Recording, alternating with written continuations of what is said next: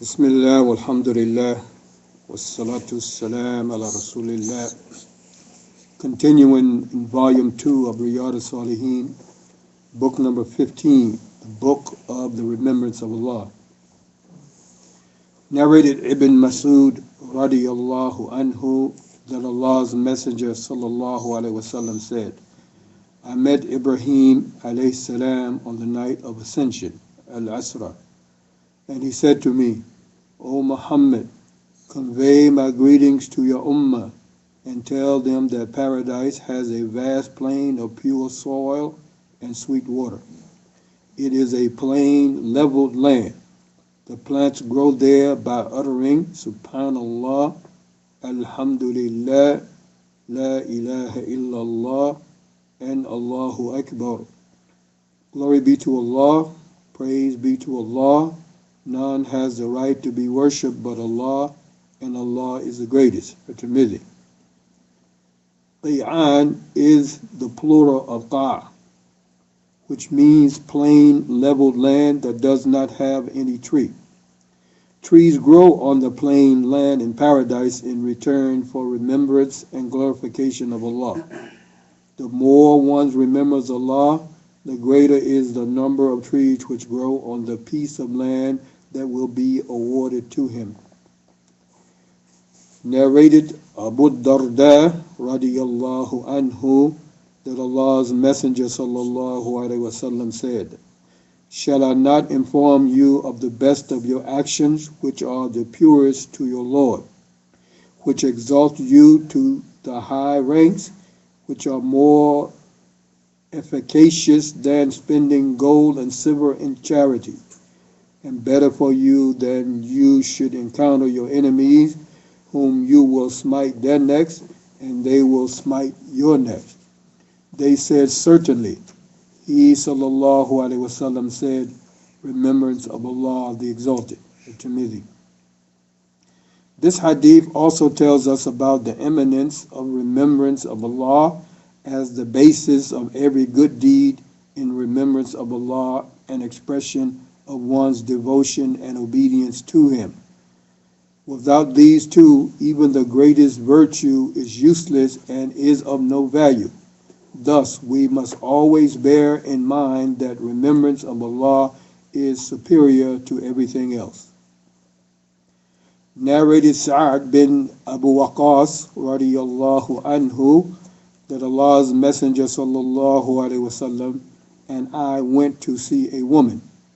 She had date stones or pebbles in front of her, and she was counting and reciting tasbih, Subhanallah, glory be to Allah.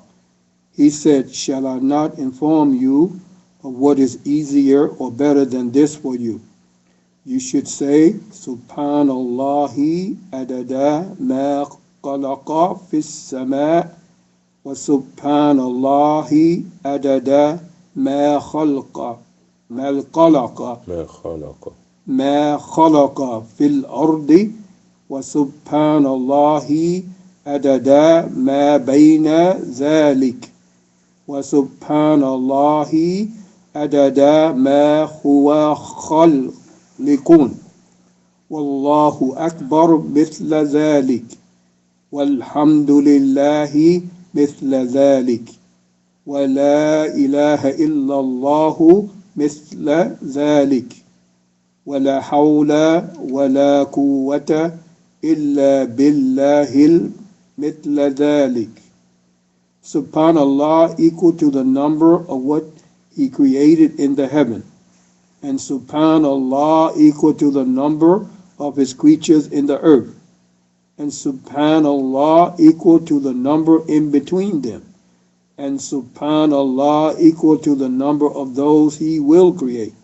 Then say Allahu Akbar, Allah is the greatest, and in the same way, then say Alhamdulillah, praise be to Allah in the same way, then say La ilaha illallah, none has the right to be worshipped but Allah in the same way, then say La hawla wa la quwwata illa billah, there is no might and power but that of Allah in the same manner. Tirmidhi. Sheikh al-Albani, may Allah have mercy on his soul, has accepted this hadith as Hasan because of the defect in its authority. He has stated that the original narration of it is without any reference to gravels and stones of fruit, and that is Sahih, and has been mentioned by Imam Muslim in his Sahih with reference to Juwayriyah radiyallahu anha. See Riyad as-Saliheen, edited by Sheikh al-Albani. Narrated Abu Musa radiyallahu anhu that Allah's Messenger sallallahu alaihi wasallam said to me, "Shall I not guide you to a treasure from the treasures of paradise?" I said, "Yes, O Allah's Messenger sallallahu alaihi wasallam." Thereupon he said, "Recite La hawla wa la quwwata illa billah." There is no might and power but that of Allah. Al-Bukhari and Muslim. In this hadith, the invocation La hawla wa la quwwata illa billah has been regarded a treasure of paradise, or one of the most precious stores of paradise. The reason for its high eminence seems to be that through it one makes a confession of his utter weakness and helplessness, and attributes all power and authority to Allah, and this is very much liked by Allah. This statement is an outright admission that man has no power, and if he can prevent himself from any mischief or do any good deed, it is only by the will of Allah and His permission. Walhamdulillahi Rabbil Alameen.